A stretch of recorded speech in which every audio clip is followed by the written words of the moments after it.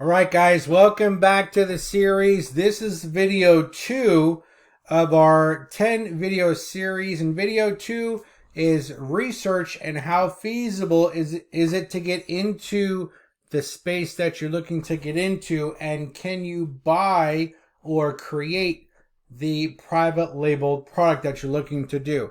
Now, for me, when we were creating these candles, it was the candle niche and selling is what we were looking at getting into. But what I would do my research, and my research would consist of going onto YouTube and seeing how are candles made. And I probably watched 20 videos on different ways to make candles. You know, how to pick the jar, how to come up with the scents, how to, what lasts, what doesn't, the size, wicks, and all of that information. I would research the candle industry and how to make them to decide how feasible was it for me to actually get into this space. Did I want to make these candles myself? Did I want to take the time to make 100 of these at a shot? Or could I find somebody to make them for me? So doing your research to find out how feasible it is to get into whatever niche you're looking to get into is very crucial, because you need to know how much time is this going to take you to create, to package, to put together. What is the shelf life of these products? Meaning, if I ship these into Amazon's warehouse, because Amazon warehouses are hot, can this wax melt if it's too hot in there? That kind of research, just something that would help me to determine, does everything point to me actually, bringing these candles that Cielo and I are talking about to life.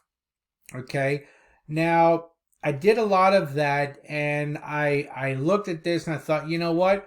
There are hundreds and millions of different people making candles and selling candles and everything, but I needed to find a theme, okay? And I'm not talking about Christmas or Halloween candles or Christmas candles or anything like that, but I needed to create some sort of theme that I did not see a lot of in the candle industry, okay? And the theme was geared towards entrepreneurs, okay? People that own a business, people that have side hustles, somebody that's some sort of entrepreneur.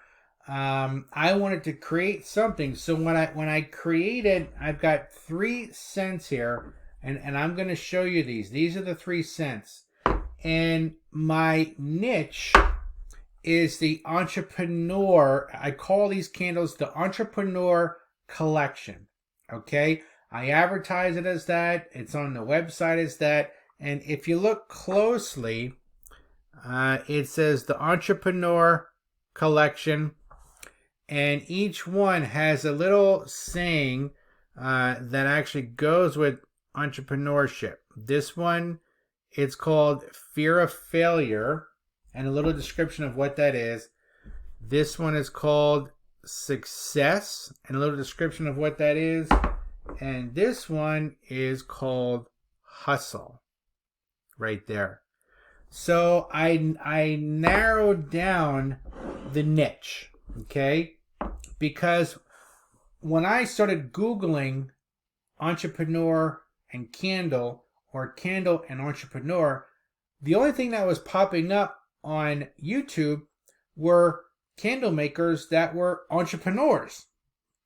I couldn't find a niche where there were actually entrepreneur candles. Okay, I'll give you another idea. You'll see a lot of candle makers that they make a lot of different types of candles, but if you look at some of their most popular products, like the one that I researched, they sell a lot of coffee candles. They actually have what looks like a real coffee cup, but it's glass. They put the little sleeve on it that you find that you put on because your cup can get too hot, and on that sleeve is their company information, and they have all their scents are coffee related. Mocha, this, latte, this, vanilla latte, chocolate latte, and all these cool names on them. And their whole business is around one niche, which is coffee. Okay, so you want to kind of, once you find your product and what it is, you want to kind of narrow down your niche. You want to find a way to specialize in something and really narrow it down. Now, the next question is, can I buy these jars already done, or can I create this myself? You know, what did I want to do? When I looked into what it takes to create this, to get the jars, to melt the wax, to pour the candles, the space that it takes, that it would take up in my kitchen, and the tools and the equipment that I'd have to purchase, I was looking at probably, I was gonna say at least like $500 worth of tools, maybe more, because I'd have to, you know, include jars, wax, and I would mess up a lot, because it would be trial and error. I've never made candles before, so I know I'm gonna mess up a lot of candles. So then I started doing some research on where can I get candles already done, so I didn't have to spend the money and take the time to actually make them myself. I don't want to take the time to make candles. I'm not a candle maker. I wanted to be a candle seller. So I looked at sites like Alibaba and AliExpress, you know, out of China. Alibaba sells candles. They sell candles where you can get the candle already done, already poured. You pick the scents, and they send it to you in a blank jar, and then you slap your label on it, and you're good to go. Alibaba could also, put the label on there for you and help you create it and have them do that. My cost to have Alibaba do it is literally 50% what it costs, because I have these made locally, and I'm going to tell you why. Because ordering from China, I knew that I would not be able to get consistency with my product every single time, because I wouldn't know what I was getting. Plus, the biggest thing that scared me is these are glass jars, and they're not cheap. And these are amber glass jars, and I was deathly afraid of these jars breaking, being shipped from China to the States. And if they're broken or even chipped just a little bit, the jar is not usable. So I went and I started doing some more research to look for local manufacturers.